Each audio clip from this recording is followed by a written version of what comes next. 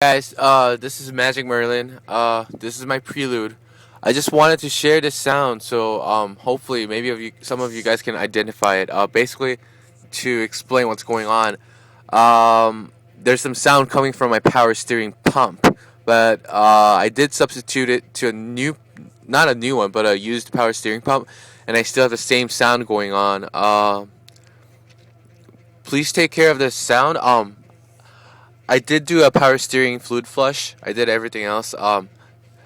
Somebody said that there could be some leaks going on, and maybe that could be. But if you hear the sound and could identify it, that'd be great.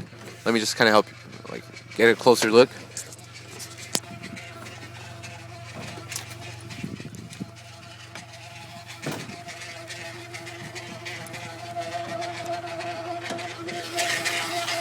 Okay.